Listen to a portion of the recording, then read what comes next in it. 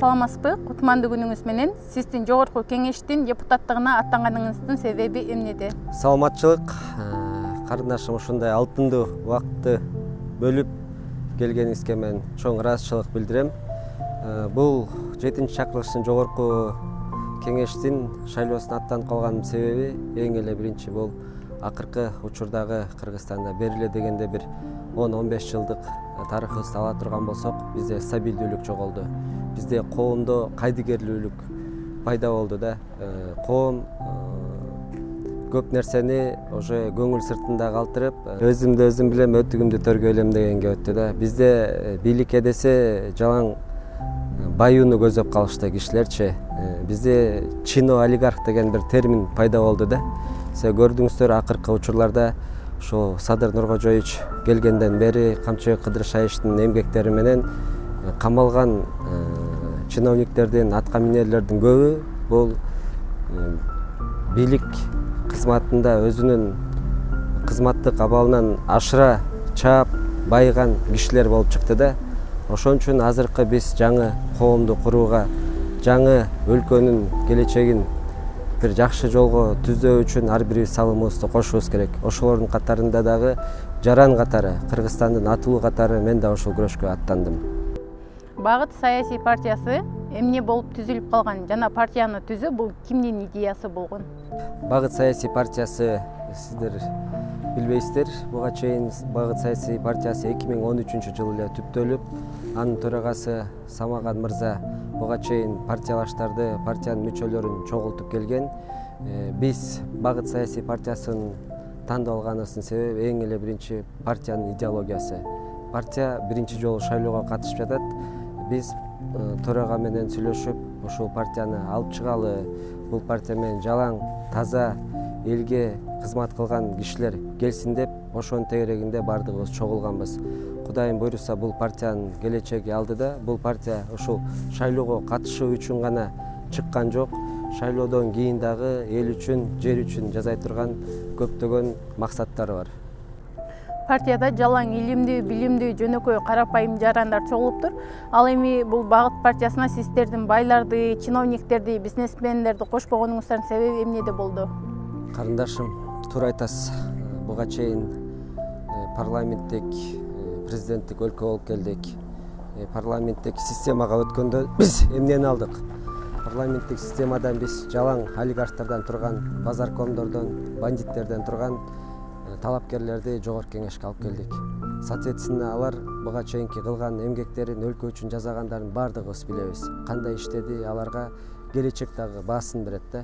Биз партияга жалаң, карапайым, илимдүү, билимдүү, элден чыккан, элим деп ушул кезге чейин көзгө көрүнбөсө дагы эмгек кылып келген жалаң мекенчил патриотторду чогулттук.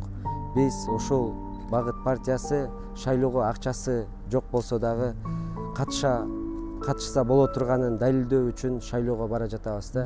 Бизде бир дагы байдын кызы, бир дагы чиновник, бир дагы бир өлкө казынасына колун салган же байыган кишилер жок.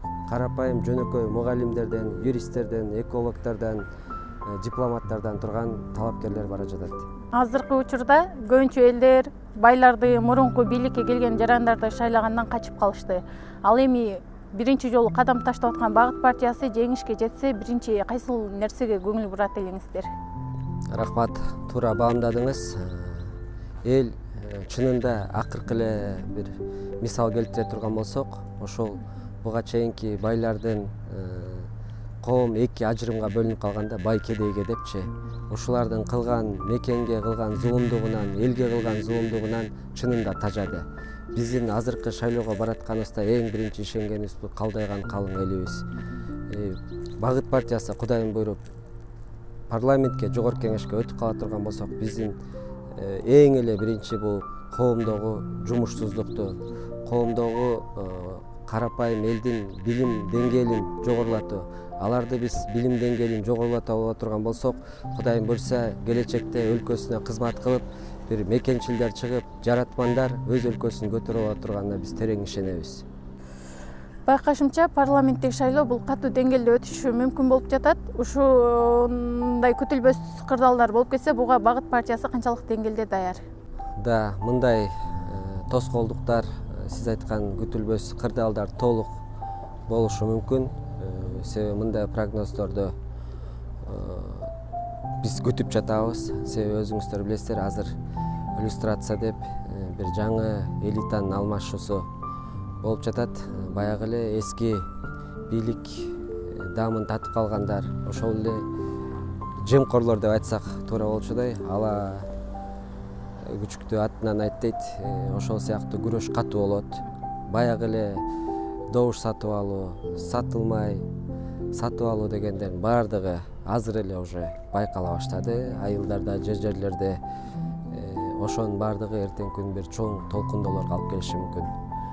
Багыт партиясы буга даяр. Багыт партиясы эч кимге көз карандысыз, бир Кудайдан башка, анын ичинде талапкерлер дагы. Ушундай кырдаалдарда биз эл менен дайыма элдин арасында болобуз. Шайлоочуларыңызга жана Багыт партиясынын талапкерлерине кандай деп кайрылат элеңиз? Урматтуу элим, биз сиздерге гана ишенип бара жатабыз. Бизде башка партиялардай болчойгон чоң каражаттарыбыз жок. Бизде Кыргыз Республикасы боюнча 7-8 гана штаб ачылды. Биз сиздерге ишенип, сиздердин күчүңүздөргө, сиздердин колдооңуздарга муктажбыз. Өзгөртүү өзүбүздүн колубузда. Бийлик качан элге кызмат кылат? Бийлик качан эл даяр болгондо кызмат кылат?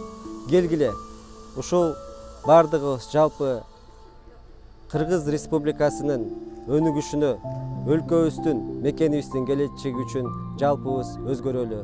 Рахмат. Самат мырза, ушундай алтындай болгон убактыңызды келип бизге маек куруп бергениңиз үчүн чоң рахмат.